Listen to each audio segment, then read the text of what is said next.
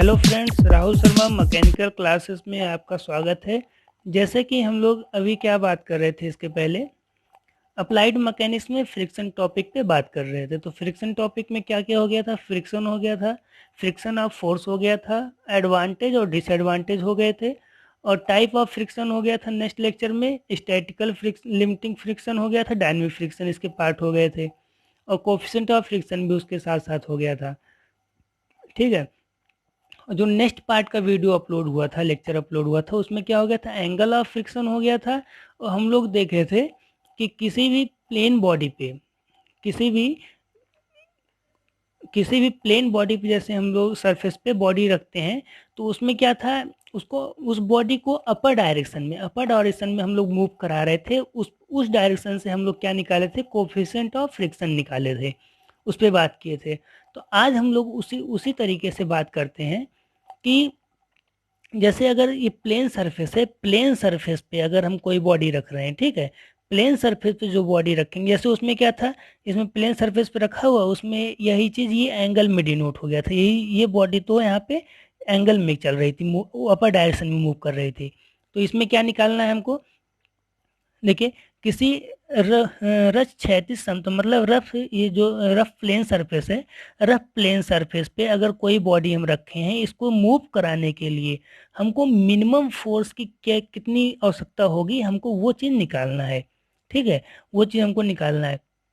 इसमें देखिए, हमने बनाया, एक प्लेन सरफेस बनाया, ठीक, प्लेन सरफेस बनाया है, इस पर हमने बॉडी बनाई, कोई भी एक बॉडी बनाए। इस बॉडी में हम, जैसे पहले आपको बताते हैं उसी तरीके से देखिए, इसका लोड क्या होगा? नीचे डायरेक्शन में डब्लू काम कर रहा है, नीचे डायरेक्शन में इसका रिजल्टेंट रिएक्शन अपर डायरेक्शन में होगा। ओके। और फोर्स हम अप्लाई कर रहे हैं, फोर्स अप्लाई होगा इधर, तो इधर क्या होगा? फ्रिक्शन फोर्स अप्लाई होगा। यहाँ पे क्या हो गया? Mu are. फ्रिक्शन फोर्स क्या हो गया? Mu R. अब देखिए, अब यहाँ पे देखिए, अब इसके पहले वाले लेक्चर में हम आपको क्या पढ़ाए थे? एंगल ऑफ फ्रिक्शन पढ़ाए थे। यहाँ पे एंगल ऑफ फ्रिक्शन का यूज हो गया। अब देखिए, यह जो भी कोई भी बॉडी है, इसको जब आप खींचेंगे तो इससे तो खींचेंगे नहीं, कुछ एंगल क्रिएट होगा ना। किसी भी बॉडी को जब आप खींचेंगे अपनी तरफ में, तो एक एंगल क्रिएट होगा, मतलब समतल से और जहाँ से आप खींच रहे हैं आपके बॉडी पे, तो बीच का जो एंगल क्रिएट होगा, उसी एंगल को हम क्या कहेंगे? Angle of friction. Angle of friction को आप, हमने आपको बताया था कि थीटा से डिनोट करिएगा, चाहे लेमडा से। तो यहाँ थीटा हो, चाहे आप मानिए इसको लेमडा मानिए। ठीक है। तो अब देखिए, इसका जब राइट एंगल निकालेंगे, समकोणिक घटक निकालेंगे पी का, तो आपको जैसे पता है, आपको बताया भी गया है। तो ये पी जो है, हमेशा आप इसको जानिए, पी, ये बीच की जो डिस्टेंस है, ये इसका जो एंगल जो यहाँ से क्रिएट होगा, उस पे हमेशा कॉस थीटा बनता है, हमेशा कॉस एंगल बनेगा। तो ये किस में जाएगा? P cos theta. पी है तो ये कॉस एंगल बन गया, पी कॉस थीटा हो गया। और इसका अपोजिट डायरेक्शन, अपर डायरेक्शन जब देखेंगे, क्या हो गया? पी साइन थीटा हो गया। ठीक है। अब देखिए, वही चीज़ इसमें बताया गया जो अभी आपको हमने समझाया, वही चीज़ इसमें लिखा गया। देखिए, डब्लू लोड जब किसी बॉडी पे, जब डब्लू लोड किसी बॉडी पे लगा रहे हैं, किसी बॉडी पे डब्लू लोड लग रहा है।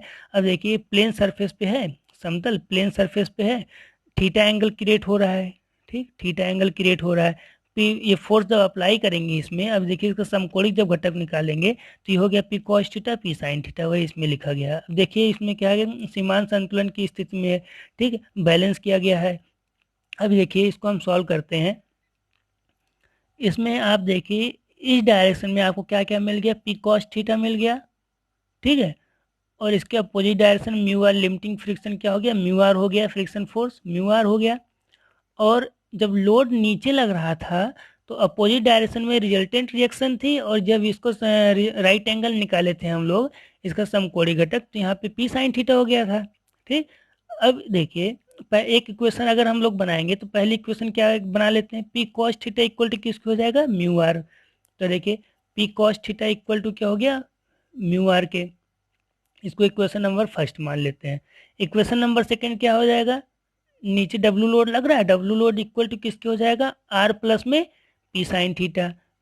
पी साइन थीटा प्लस में R equal to W. Equation number क्या हो गया? सेकेंड। फर्स्ट और सेकेंड इक्वेशन जब बन जाएगी, तो आप देखिए, इक्वेशन नंबर जो सेकेंड है, इसमें आप म्यू से मल्टीप्लाई कराएंगे, तो क्या हो जाएगा? Mu P sine theta plus में mu R equal to mu W हो जाएगा। ओके। इक्वेशन नंबर सेकंड में जब म्यू से मल्टीप्लाई करा दिया तो ये हो गया, ठीक है। अब देखिए, अब इक्वेशन नंबर थर्ड और इक्वेशन नंबर फर्स्ट को जब ऐड करेंगे जब, तो यहाँ पे देखिए इक्वेशन नंबर फर्स्ट और सेकंड थर्ड को ऐड करने पे mu P sine theta plus में म्यू आर हो गया, इसका क्या होगा पी कॉस थीटा, ये ऐड हो गया। अपोजिट डायरेक्शन में इधर देखेंगे डब्लू हो गया, सॉरी म्यू डब्लू हो गया प्लस में म्यू आर हो गया, ठीक। फर्स्ट और थर्ड ऐड कर लिए हम, इसको सॉल्व करते हैं तो क्या हो गया mu P sine theta plus में P cos theta equal to mu R को इस डायरेक्शन में ले जाएंगे तो डेनोशन क्या हमेशा चेंज हो जाता है, यहाँ पे प्लस है तो इधर क्या हो जाएगा माइनस हो जाएगा। तो यहाँ पे म्यू आर इस डायरेक्शन में जब ये वाला आएगा तो प्लस से क्या हो जाएगा इधर पे माइनस हो जाएगा, चेंज हो गया, माइनस म्यू आर प्लस में म्यू डब्लू। अब म्यू आर तो कैंसिल हो गया क्योंकि प्लस माइनस हमेशा कैंसिल हो जाए, तो सेम चीज़ होती है और अपोजिट होते हैं, ठीक है। तो mu R minus mu R ये कैंसिल हो गया, प्लस माइनस क्या बचा म्यू डब्लू। अब यहाँ पे देखिए mu P sine theta plus P cos theta equal to क्या बचा मी डब्लू, ठीक है। अब यहाँ पे दोनों में कॉमन क्या है पी कॉमन ले लिए, म्यू साइन थीटा प्लस में सॉरी कॉस थीटा ये बच गया इक्वल टू क्या हो गया mu W, P mu sign theta plus cos theta, ठीक। पी इक्वल टू जब निकालेंगे तो क्या हो गया म्यू डब्लू अपॉन में म्यू साइन थीटा अपॉन में कॉस थीटा है, ये हमारी पी इक्वल टू आ गया। फोर्स हमको निकल गया, फोर्स इक्वल टू क्या हो गया ये आ गया। अब देखिए, अब यहाँ पे म्यू की वैल्यू है, आपको इसके पहले हम लोग क्या बताए थे एंगल ऑफ फ्रिक्शन हमने बताया था, तो एंगल ऑफ फ्रिक्शन आपको पहले इसीलिए हमने बताया था क्योंकि यहाँ पे उसकी ज़रूरत पड़ रही है। अब देखिए एंगल ऑफ फ्रिक्शन हमने आपको बताया था tan lambda equal to mu, तो म्यू की वैल्यू देखो यहाँ पे आ गई, mu equal to tan lambda रखेंगे, mu equal to tan lambda angle of friction है, तो म्यू की जगह पे हम टेन लेमडा रख रहे हैं, यहाँ पे टेन लेमडा रखिए, पी इक्वल टू क्या हो गया टेन लेमडा, म्यू की जगह पे डब्लू अपॉन में म्यू की जगह पे क्या हो गया ten lambda sign theta plus में कॉस थीटा। अब देखिए, अब इसको जब हम सॉल्व करेंगे, इसका एक्सप्लेनेशन करेंगे, जब हम सॉल्व करेंगे तो देखिए यहाँ पे टेन थीटा क्या हो जाएगा साइन थीटा अपॉन में कॉस थीटा डब्लू, ये हो जाएगा साइन थीटा अपॉन में कॉस थीटा, इस मल्टीप्लाई साइन थीटा प्लस में कॉस थीटा, इसको जब सॉल्व करेंगे तो हमारा क्या आ जाएगा पी इक्वल टू ये देखिए डब्लू साइन लेमडा अपॉन में कॉस थीटा माइनस लेमडा, ये आ जाएगा, ठीक है। अब देखिए इसमें अब कॉस थीटा माइनस लेमडा, इस पे आप फोकस करिए, कॉस थीटा माइनस लेमडा आपको बताया गया है कि इस स्थिति में प्रेजेंस ऑफ थीटा में कॉस थीटा की वैल्यू मैक्सिमम कितनी होगी 1 होगी, कॉस थीटा की मैक्सिमम वैल्यू 1 होगी, ठीक। कॉस थीटा की मैक्सिमम वैल्यू 1 हो गई तो cos theta minus lambda equal to यहाँ कॉस लेमडा करेंगे, कॉस थीटा क्या हो गया यहाँ पे 1 हो गया, कॉस 1 की वैल्यू मतलब कॉस थीटा इक्वल टू 1 है तो थीटा इक्वल टू कितना हो जाएगा, कॉस कितने की वैल्यू 1 होती है कॉस 0 की वैल्यू 1 होती है, ठीक। तो कॉस 0 हो गया यहाँ पे, हो गए कॉस 0 हो गया, कॉस 0 की वैल्यू 1 हो गई तो यहाँ पे 1 हो गया। अब देखिए यहाँ पे कॉस 0 हो गया तो cos theta minus lambda equal to cos 0, ठीक है। अब थीटा थीटा इक्वल टू किसके बराबर हो गया 0 के, तो ये पूरा अगर हम इसको थीटा मारेंगे तो क्या हो गया theta minus lambda equal to किसके हो गया 0 के बराबर हो गया, ठीक।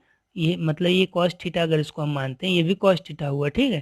थीटा की जगह पे यहाँ पे 0 है तो ये थीटा इक्वल टू क्या हो गया 0 हो गया, थीटा की जगह पे थीटा माइनस लेमडा है तो theta minus lambda equal to क्या हो गया 0 के इक्वल हो गया, ठीक। अब थीटा इक्वल टू क्या हो जाएगा लेमडा, तो दोनों क्या बराबर हो गए थीटा इक्वल हो गया लेमडा के बराबर हो गया।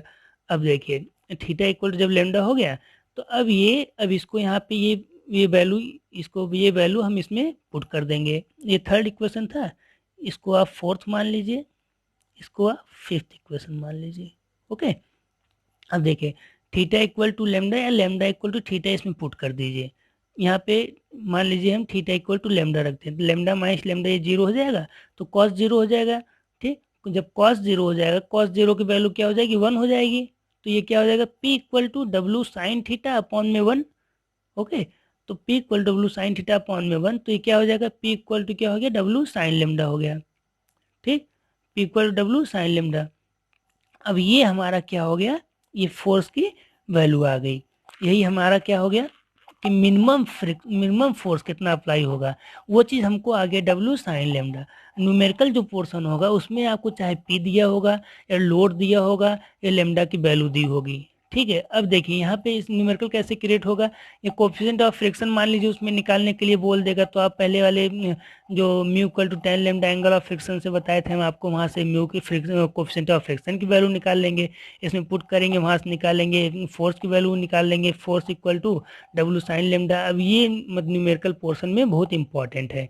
तो आपको नेक्स्ट लेक्चर जो अपलोड होगा वो अब न्यूमेरिकल का अपलोड होगा। आप लोग इसको अच्छे से दोनों डेरिवेशन देखिएगा, एंगल ऑफ फ्रिक्शन और कोफिशिएंट ऑफ फ्रिक्शन, उसके बाद ये प्लेन एंगल का, और उसके बाद अपोजिट जो अपर डायरेक्शन में जो बॉडी मूव हो रही थी उसको अच्छे से उसको पढ़िए। और नेक्स्ट लेक्चर में जब न्यूमेरिकल अपलोड होगा तो उसको भी आप इसी की हेल्प से आपको समझ में आएगा। ओके, पढ़ते रहिए। कोई भी डाउट प्रॉब्लम क्रिएट हो तो कॉल या एसएमएस करके पूछिए, हमेशा आपकी हेल्प की जाएगी। Okay, thanks all of you, bye, take care.